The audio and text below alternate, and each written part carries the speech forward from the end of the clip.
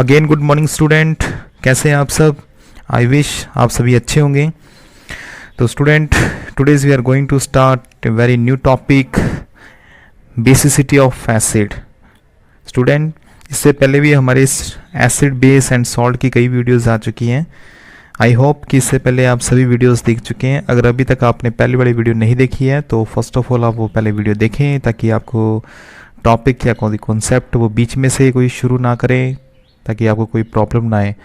Detail से पढ़ें, starting से पढ़ें, पहले वाली वीडियो जरूर देखें। Okay, let's start. Basicity of acid.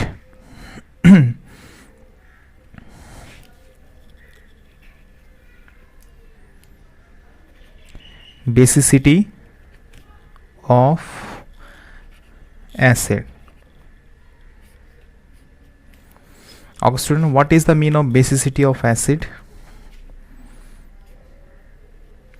देखिए, इसके बारे में अगर अपने बात करें तो जैसे मैं इसके डेफिनेशन बताऊंगा, आपको लगेगा कि ये डेफिनेशन के बारे में पहले ऑलरेडी बात कर चुके हैं, बस एक नाम नया है।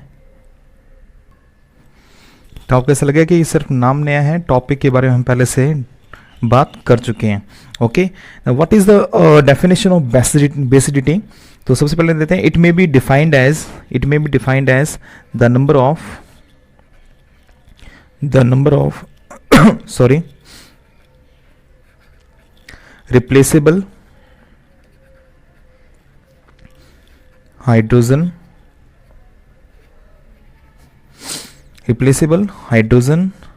ion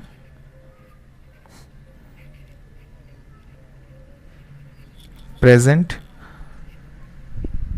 in an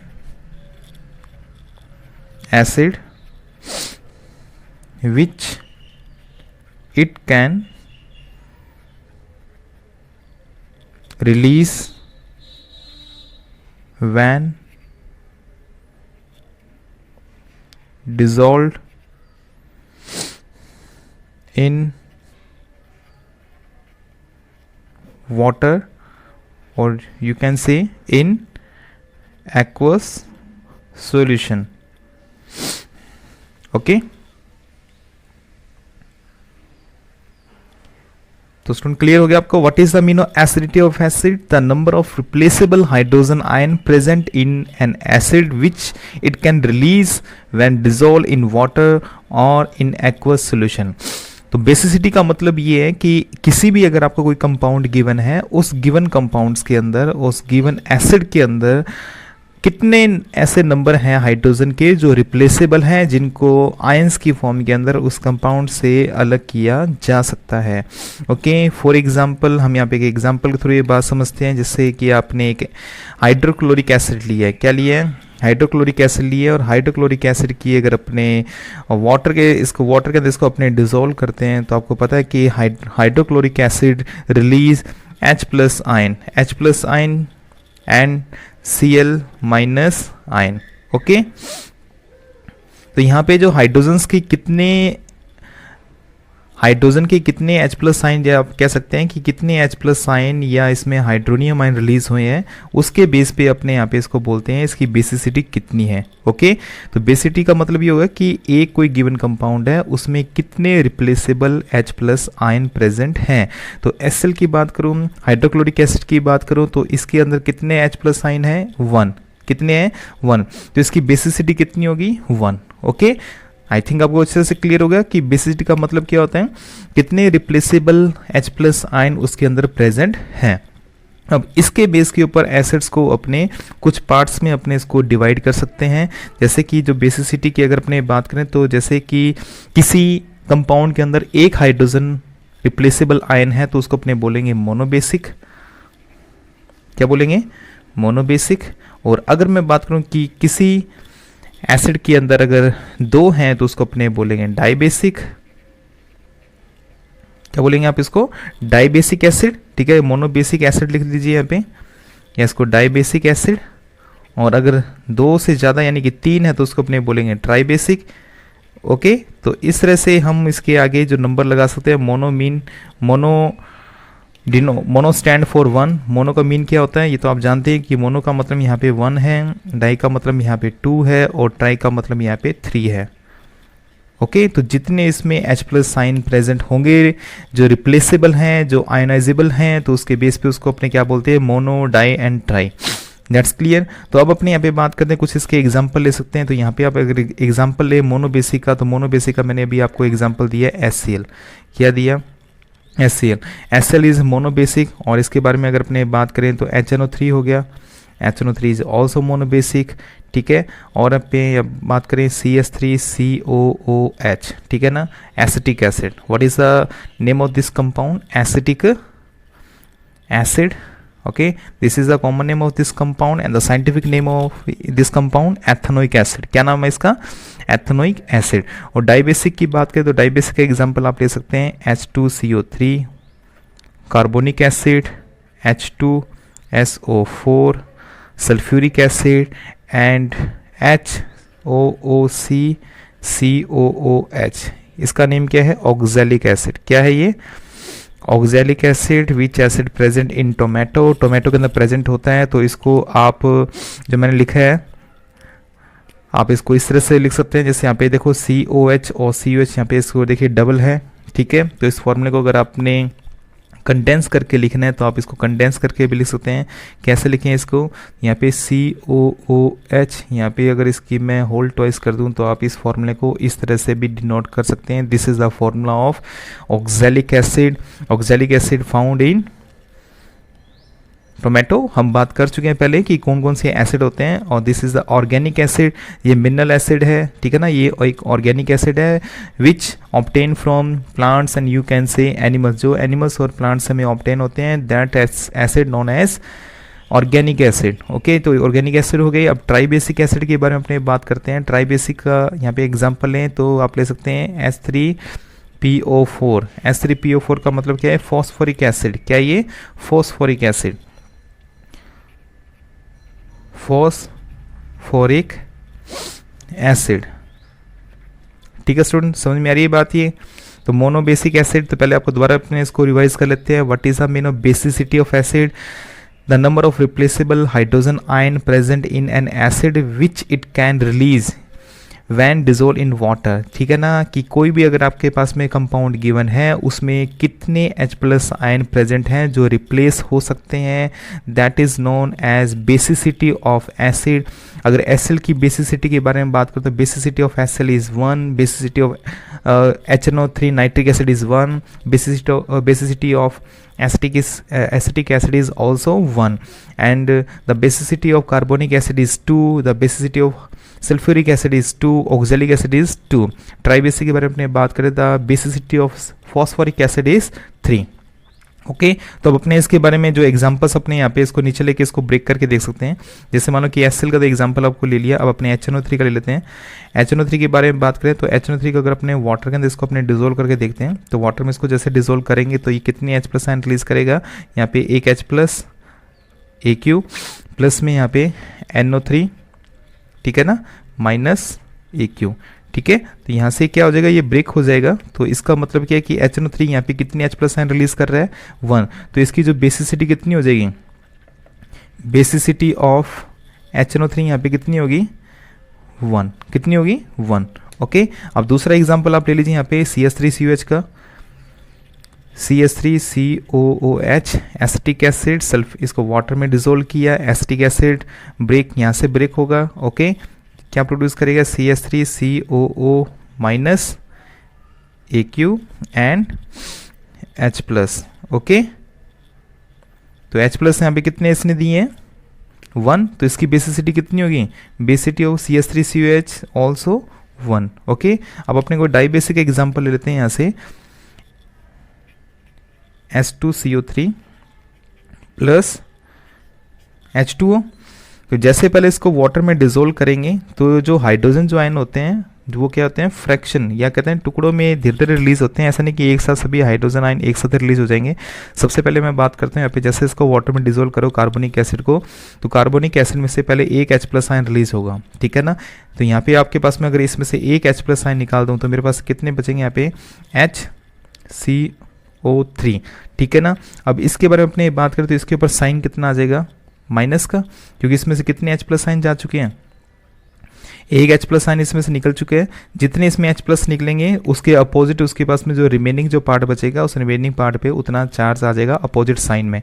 ओके, तो यहाँ से देखिए इस H2CO3 में से एक H प्लस निकला है, तो यहाँ पे एक H प्लस निकलने से इसमें कितना हो जाएगा 1 माइनस, ठीक है ना, क्योंकि आपको पता है कि जो प्लस और ये माइनस आपस में जब जुड़ेंगे तो जुड़ने से क्या हो जाएंगे, एक दूसरे को बैलेंस कर देंगे, न्यूट्रल कर देंगे। ओके, यहाँ से एक H प्लस निकल चुका है, लेकिन अभी ये रिएक्शन अभी क्या है, पूरी नहीं हुई है। इस रिएक्शन में क्या होगा, ये फिर क्या करेगा, वाटर के साथ में, वाटर के अंदर ही है अभी, वाटर के अंदर क्या करेगा, ये अपना एक H प्लस और रिलीज करेगा, एक H प्लस और रिलीज करेगा, तो इसके अंदर कितने H प्लस निकल गए 2, तो यहाँ पे एक माइनस आ चुका है, दूसरा H प्लस निकलेगा तो यहाँ पे क्या आ जाएगा 2 माइनस, और यहाँ पे एक H प्लस ये आ गया। क्लियर हो रही बात ये। तो यहाँ पे आपने AQ का साइन लगाना है, क्योंकि मैंने आपको बताया था what is the mean of AQ। AQ का मतलब क्या होता है, एक्वस सोल्यूशन के अंदर है ये। अब देखिए यहाँ से ओवरऑल अगर मैं बात करूँ तो H2CO3 में से कितने H प्लस साइन निकल चुके हैं, 2 H प्लस साइन निकल चुके हैं, ठीक है ना। तो 2 H प्लस साइन इसमें से रिलीज हो चुके हैं। It's mean carbonic acid can release 2 H plus sign. तो 2 H प्लस साइन निकालेगा तो इसकी बेसिसिटी कितनी होगी, basicity of H2CO3 is 2। Okay student, बात समझ में आ रही है सभी को, ठीक है ना। इसी तरह से अगर अपने बात करें तो यहाँ पे आपको जो फॉस्फोरिक एसिड दिया हुआ है, फॉस्फोरिक एसिड में भी अपने इसी तरह से होगा। फॉस्फोरिक एसिड की रिएक्शन में देखूँ H3PO4, ओके, वाटर के अंदर इसको अपने डिज़ोल्व किया, वाटर में डिज़ोल्व करने के बाद में ये क्या करेगा, वाटर में डिज़ोल्व करने के बाद में ये अपना पहला H प्लस साइन रिलीज़ करेगा, तो यहाँ पे क्या बचेगा H2PO4, ठीक है, माइनस, प्लस के अंदर आपका यहाँ पे क्या आ चुका है, एक H प्लस साइन रिलीज हो चुका है। क्लियर। सेकंड स्टेप में क्या करेगा, वाटर के अंदर सेकंड स्टेप में क्या करेगा, एक H प्लस साइन और रिलीज करेगा, यहाँ पे इस पे साइन क्या आएगा HPO4 2 माइनस, और यहाँ पे एक H प्लस साइन और रिलीज हो चुका है, ठीक है। अब फिर क्या करेगा, फिर वाटर के अंदर एक H प्लस साइन और रिलीज करेगा, तो यहाँ से साइन क्या आ जाएगा 3 माइनस, और यहाँ पे क्या आ जाएगा H प्लस, ठीक है स्टूडेंट, बात क्लियर हो रही है। यानी जैसे जैसे अपना एक हाइड्रोजन आयन रिलीज करेगा वैसे वैसे इसके ऊपर चार्ज आता जाएगा। ओके, यहाँ पे इसके ऊपर चार्ज आपने AQ का साइन इस पे सभी पे लगा देना है। ये चीज़ें आपने ध्यान रखनी है, क्योंकि ये चीज़ें अगर आप इसमें लिखते हैं तो आपके नॉलेज को भी एक्सप्रेस करती है कि आपको पता है कि आप AQ का साइन लगा रहे हैं, इसका मतलब क्या है, ये एक्वस सोल्यूशन है, एक्वस सोल्यूशन के अंदर ये ब्रेक हो रहा है ये। ओके, अब देखिए यहाँ पे 3 स्टेप्स के अंदर इसने अपने 3 हाइड्रोजन आयन रिलीज़ किए हैं। ऐसा मतलब नहीं है कि ये फर्स्ट टाइम ये कितने रिलीज़ करता है, ये कि ओवरऑल कितने कर सकता है ये, तो इसकी कैपेसिटी कितनी है, यानी कितनी कैपेसिटी है कि ये कैपेबल कितना है, कितने H प्लस आयन रिलीज़ करने में ये रिलीज़ कर सकता है। तो इसमें देखिए ओवरऑल इसमें बात करें तो 3 इसने H प्लस आयन रिलीज़ करें, तो इसकी बेसिसिटी कितनी होगी, बेसिसिटी ऑफ H3PO4 इज़ 3। तो इस तरह से आपको क्वेश्चन आ सकता है कि कोई भी आपको कंपाउंड गिवन होगा तो उसमें आपको इसकी बेसिसिटी बतानी है कि what is the basicity of this compound. Okay, तो आपने उसकी बेसिसिटी से बता सकते हैं कि उसकी बेसिसिटी 1 है, 2 है, 3 है, 4 है, जो भी है। ओके, अब अपने जैसे बेसिसिटी ऑफ एसिड लिए हैं उसी तरह से मैं आपको एक टॉपिक दूसरा भी करवा देता हूँ साथ के साथ, क्योंकि वो इसी के साथ में कनेक्टेड है। बेसिसिटी ऑफ एसिड होती है और एसिडिटी ऑफ बेस होती है। ओके, तो वो भी आपको मैं साथ साथ में करवा देता हूँ ताकि आपको टॉपिक बहुत अच्छी तरह से क्लियर हो जाएगा। Okay,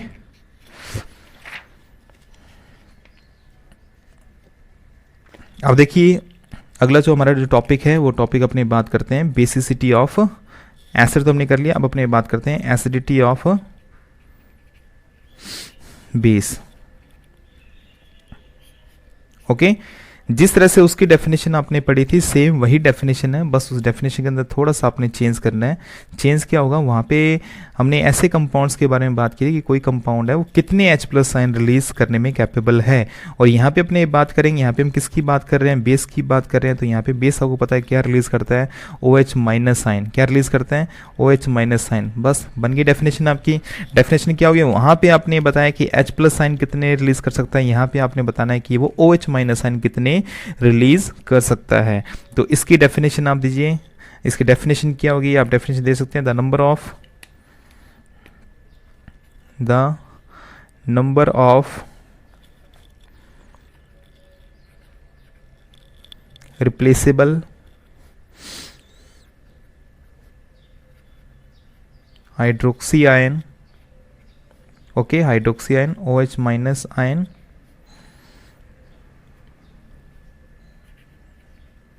present in an base which it can release when it can it can release when it dissolve in water or in aqueous solution। Okay student, तो वही डेफिनेशन है, उस डेफिनेशन के अंदर सिर्फ क्या चेंज किया है, डेफिनेशन के अंदर चेंज किया है अपने आयंस के बारे में कि आयंस कौन सा है और किसके अंदर हम बात कर रहे हैं, बेस के बारे में। बाकी सारी डेफिनेशन वही है। यहाँ भी पिछले डेफिनेशन में हमारे पास में H+ था और यहाँ पे एसिड था। ओके, तो सेम जो अगर ओवरऑल अगर अपने बात करें तो what is the mean of acidity of base, कि किसी भी कंपाउंड के अंदर जो हमारे पास में जो बेस गिवन है,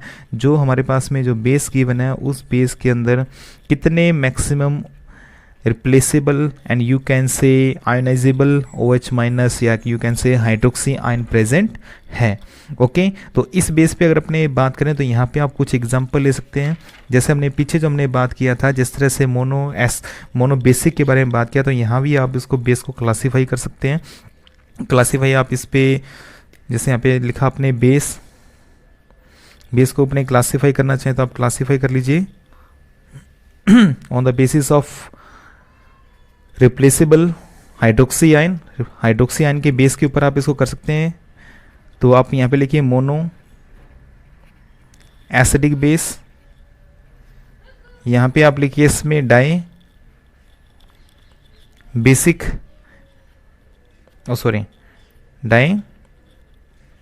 एसिडिक बेस, और यहाँ पे आपने लिखना है ट्राई एसिडिक बेस।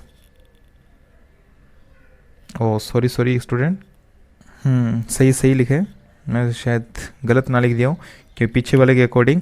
ठीक है, तो यहाँ पे देखिए mono acidic, di acidic and tri acidic, बस आप नेम चेक कर लेना, mono acidic base, di acidic base and tri acidic base.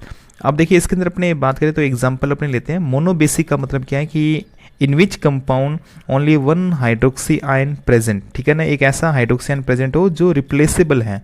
Okay, तो यहाँ पे आप एग्जांपल ले सकते हैं, जैसे कि सोडियम हाइड्रोक्साइड का आप एग्जांपल ले सकते हैं, ठीक है ना।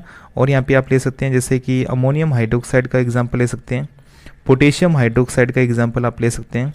This all are example of mono acidic base. Okay, अब डाई बेसिक के बारे में अपने बात करते हैं, यहाँ पे आप ले सकते हैं calcium hydroxide, okay, copper hydroxide, और ले सकते हैं यहाँ पे MgOH की होल्टेज से मैग्नीशियम हाइड्रोक्साइड, ठीक है ना। ये कुछ एग्जांपल ले सकते हैं। इसमें डाई हाइड्रोक्सी इसके अंदर प्रेजेंट है जो रिप्लेसेबल हैं। और अगर ट्राई बेसिक के बारे में अपने बात करें तो ट्राई एसिडिक के बारे में अपने बात करें तो ट्राई एसिडिक में आप ले सकते हैं एल्यूमिनियम ट्राईऑक्साइड, और इसमें आप ले सकते हैं ferric trioxide. Okay student, clear हो रहा है आप सभी को। तो यहाँ पे हमने ले लिया कुछ एग्जांपल्स। अब इस एग्जांपल्स को अपने इसको ब्रेक करके देखते हैं in aqua solution and you can से इन वाटर सोल्यूशन। अगर यहाँ पे NH की बात करूँ तो NH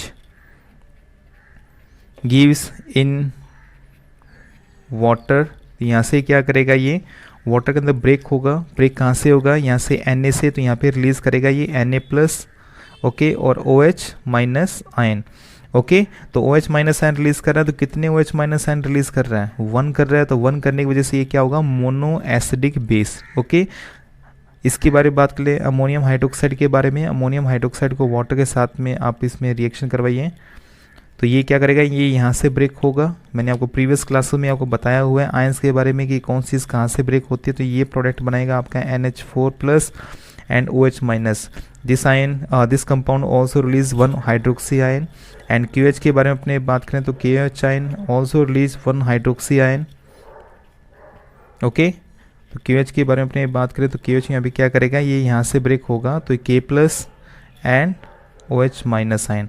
ओके, तो इसका मतलब क्या होगा, ये सभी एक ही एक OH हाइड्रोक्सी आयन रिलीज करने में कैपेबल हैं, so that it is mono acidic base. तो यहाँ पे सभी की आप एक एक्वस एंड एक्वस।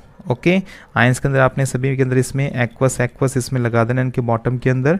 ओके, हाँ जी, अब अपने डाई बेसिक के बारे में बात कर लेते हैं। इस रिएक्शन के अंदर अपने देखें, you can see 2 hydroxy ion present in all compounds. तो यहाँ पे अगर अपने कैल्शियम हाइड्रोक्साइड के बारे में अगर अपने बात कर रहे हैं तो calcium hydroxide release 2 OH minus ion. Okay, next आप दूसरा एग्जांपल ले सकते हैं यहाँ पे, जैसे मैंने कैल्शियम हाइड्रोक्साइड लिया, मैग्नीशियम हाइड्रोक्साइड आप ले सकते हैं। ओके, सेम है, जैसे ब्रेक होगा Mg यहाँ पे 2 प्लस और यहाँ पे क्या होगा 2 OH minus ion 2 hydroxide ion. Copper di hydroxy के बारे में बात करें तो यहाँ पे क्या होगा, इसमें OH की होल ट्वाइस Cu, यहाँ पे क्या हो जाएगा oxidation number of Cu 2 plus and 2 OH minus ion. Okay, तो यहाँ पे calcium hydroxide, copper hydroxide and magnesium hydroxide contain 2 OH minus ion which can ionisable, जो इसमें ब्रेक हो सकते हैं। तो सभी यहाँ पे आपने 2 आयन इसमें रिलीज़ किए हैं, तो सभी क्या यहाँ पे डाई एसिडिक बेस है ये, ठीक है ना। सभी के बॉटम के अंदर आपने AQ लगा देना है, ठीक है ना। एक्वा सोल्यूशन है, ये चीज़ आपने बार बार ध्यान रखनी है, मैं आपको बार बार ये चीज़ याद दिला रहा हूँ मैं, ठीक है ना। और इसी तरह से अगर अपने ट्राई बेसिक के बारे में अपने बात करें तो try basic ion compounds contain 3 hydroxy ion which can release, you can say which are capable to release 3 hydroxy ion in aqueous solution। तो यहाँ पे अगर अपने रिएक्शन देखें तो OH की होल थ्राइस, तो इसको अगर अपने वाटर में अपने इसको ऐड करना है, वाटर में जैसे इसको ऐड करोगे तो यहाँ से क्या हो जाएगा, ब्रेक हो जाएगा। ब्रेक होकर क्या रिलीज करेगा, ये Al3 plus and OH minus ion. कितने OH माइनस आयन यहाँ से रिलीज करने वाला है, ये 3। ओके, और दूसरी अगर अपने बात करें तो यहाँ पे FeOH की होल थ्राइस है, तो FeOH की whole thrice plus water release Fe3 plus 3 OH minus ion. Okay, तो यहाँ पे ये कैपेबल है 3 OH माइनस आयन रिलीज करने में, so that the acidity of this base are 3 and the acidity of this base are 2 and the acidity of this base are 1। Okay, तो I think आपको ये टॉपिक बहुत ही अच्छे से clear हो चुका है। अब देखिए स्टूडेंट, आपको मैं एक इंपॉर्टेंट क्वेश्चन बताता हूँ, मैं उसको ध्यान से सुनिएगा उस क्वेश्चन को। This is a very important question. अगर मैं यहाँ पे बात करूँगी जैसे द कंपाउंड, एक क्वेश्चन आपको मैं यहाँ पे बता रहा हूँ, मैं इंपॉर्टेंट क्वेश्चन है ये। ओके, जो आपको क्वेश्चन इंपॉर्टेंट बता दूँ तो वो क्वेश्चन आपने बहुत ही ध्यान से केयरफुली सुनना है। वैसे केयरफुली तो आपने पूरा टॉपिक ही सुनना है, ठीक है, लेकिन इस चीज़ को आपने ज़्यादा ध्यान से सुनना है। The compound such as glucose का फॉर्मूला क्या होता है, C6H12O6 एंड एल्कोहल में आप यहाँ पे क्या ले सकते हैं, एथेनॉल। मैं एथेनॉल की बात कर रहा हूँ। Ethanol is a type of alcohol and what is the formula of ethanol, C2H5OH। Okay, also contain hydrogen, okay, but they don't show acidic character। और स्टूडेंट अगर इसके बारे में अपने बात करें तो compound such as glucose, alcohol मैंने यहाँ पे क्या लिए, एथेनॉल लिए, ठीक है ना। Ethanol is a type of alcohol. बहुत सारे एल्कोहल होते हैं, जैसे नहीं कि एल्कोहल का नाम लेते ही आपके माइंड में है कि एल्कोहल एथेनॉल ही होता है। Ethanol is the type of alcohol. Alcohol में बहुत सारे एल्कोहल्स प्रेजेंट होते हैं, तो ये उसका एक टाइप है। तो ये इसका फॉर्मूला है C2H5OH and this is the formula of glucose. Okay, इसमें ये क्वेश्चन पूछा गया कि इन दोनों ही कंपाउंड्स के अंदर हाइड्रोजन प्रेजेंट हैं, ठीक है, हाइड्रोजन प्रेजेंट है, लेकिन फिर भी ये एसिडिक कैरेक्टर शो नहीं करता। हाइड्रोजन प्रेजेंट है तो आपको पता है कि स्टूडेंट को देखते हैं माइंड में आता है, जैसे अगर मैं पूछूं, जैसे मैंने यहाँ पे क्वेश्चन लिख दिया C6H12O6। मैंने स्टूडेंट से पूछा कि what is the basicity of glucose, तो उसने स्टूडेंट ने आंसर क्या दिया, उसने ये देखा कि इसके अंदर 12 हाइड्रोजन है, और सर ने बताया था कि किसी भी कंपाउंड के अंदर जितने हाइड्रोजन प्रेजेंट होते हैं उसकी बेसिसिटी उतनी ही होती है। तो इसमें उसने आंसर दिया कि सर इसकी जो बेसिसिटी होगी वो कितनी होगी, 12 होगी। इसी तरह से उसने बात की है जो C2H5 के बारे में अपने बात करें, जो अल्कोहल है, अल्कोहल का एग्जाम्पल जब लिया तो यहाँ पे C2H5 जब ये क्वेश्चन पूछा गया कि what is the basicity of ethanol, तो उसने देखा यहाँ पे इसमें 5 और 1 6 यानी कि 6 हाइड्रोजन प्रेजेंट है, तो उसने आंसर दिया सर इसकी जो बेसिसिटी होगी वो 6 होगी, क्योंकि इसमें 6 हाइड्रोजन प्रेजेंट है और इस कंपाउंड के अंदर 12 हाइड्रोजन प्रेजेंट है। तो स्टूडेंट देखिए ये आपने अगर आपका भी अगर ये आंसर है तो आपका आंसर क्या है, रॉन्ग। क्या आंसर आपका, रॉन्ग। क्लियर हो रही बात ये कैसे? आपको मैंने जो डेफिनेशन बताई तो डेफिनेशन को आपने ध्यान से नहीं सुना। डेफिनेशन मैंने ये बताई, मैंने ये नहीं बताया कि किसी भी कंपाउंड्स के अंदर जितने हाइड्रोजन प्रेजेंट हैं, आपने ये नहीं देखना कि उसमें कितने हाइड्रोजन प्रेजेंट हैं, आपने ये देखना है कि वो कितने H+ आयन रिलीज कर सकता है या कितने हाइड्रोजन आयन रिलीज कर सकता है। ठीक है ना, ऐसा नहीं है किसी कंपाउंड में जितने हाइड्रोजन होते हैं वो सभी के सभी हाइड्रोजन रिलीज कर सकता है। नहीं स्टूडेंट, ये चीज़ को दोबारा गौर करना, मैं क्या बोल रहा हूँ आपको। मैं किसी भी कंपाउंड के अंदर जितने भी हाइड्रोजन प्रेजेंट हैं जरूरी नहीं है वो अपने सभी हाइड्रोजन रिलीज करेगा या एक भी हाइड्रोजन रिलीज करेगा। ओके, क्लियर हो रहा है? तो अगर अपने इसके बारे में अपने बात करें तो ग्लूकोज के अंदर तो इसकी बेसिसिटी क्या होती है, 0। क्या होती है, 0। और इसकी अगर अपने बात करें तो इसकी बेसिसिटी भी अपने क्या मानते हैं, इसकी 0। क्यों मानते हैं? क्योंकि अपने बात करें तो यहाँ पे जो ग्लूकोज है, ग्लूकोज भी अपने हाइड्रोजन आयन रिलीज नहीं कर रहा और एथेनॉल भी अपने हाइड्रोजन आयन रिलीज नहीं कर रहा। तो इस चीज़ को आपने ध्यान रखना है। आपने ये नहीं देखना है कि उसमें कितने हाइड्रोजन प्रेजेंट हैं, आपने ये चेक करना है कि उसमें कितने H+ आयन रिलीज करने की कैपेबिलिटी है, वो कितने H+ आयन रिलीज कर सकता है। ओके, यहाँ पे देखिए इसी डेफिनेशन अगर अपने बात करते हैं, यहाँ भी ये साफ लिखा हुआ है the number of replaceable hydroxy ion, क्योंकि मैं बेस यहाँ पे एसिडिटी ऑफ बेस की बात कर रहा हूँ, तो बेस यहाँ पे क्या रिलीज कर सकता है, हाइड्रोक्सी आयन। तो रिप्लेसेबल बात हो रही है यहाँ पे, इस चीज़ पे आपने फोकस करना है, रिप्लेसेबल एंड रिप्लेसेबल।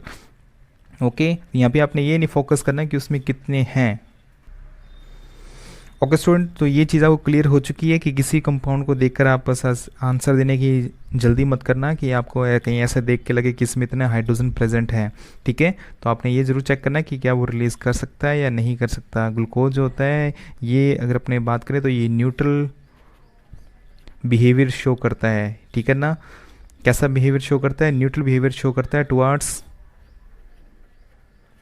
लिटमस को मैंने आपको पहले बताया था। लिटमस क्या होते हैं, लिटमस एक ऐसा इंडिकेटर है जो क्या करता है कि हाइड्रोजन आयन की कंसंट्रेशन के ऊपर वो अपना क्या करता है, अपना कलर चेंज कर सकता है। ठीक है, तो यहाँ पे ये अगर लिटमस के अंदर इसको अगर अपने डीप किया जाए, लिटमस को इनको लिटमस पे डाला जाए या लिटमस को इनमें डाला जाए, जैसे भी अगर आप करें तो लिटमस का कलर चेंज नहीं होता है। इट्स मीन ये न्यूट्रल बिहेवियर शो करते हैं टुवार्ड्स लिटमस।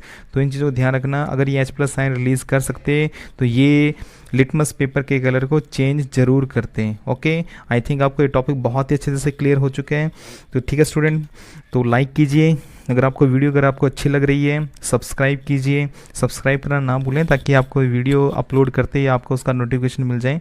ठीक है, और अपने फ्रेंड्स को शेयर ज़रूर कीजिए और कमेंट्स ज़रूर करते हैं। जो भी आपको मैं क्वेश्चन पुट करता हूँ या आपको वीडियो कैसी लग रही है तो कमेंट्स ज़रूर करें, ताकि कमेंट्स करने से आपकी एक्टिविटी का भी पता लगता है कि आप कितने एक्टिव चल रहे हैं। ठीक है, वीडियो में देख रहे हैं, कोई आपको डाउट आ रहा है या नहीं आ रहा, नहीं भी आ रहा तो भी आप मोटिवेशन के लिए आप उसके अंदर अपने कमेंट्स लिख सकते हैं। पॉजिटिव और नेगेटिव जो भी आपके कमेंट्स होंगे वो सारे ही जो कमेंट्स हैं उन सभी का वेलकम है।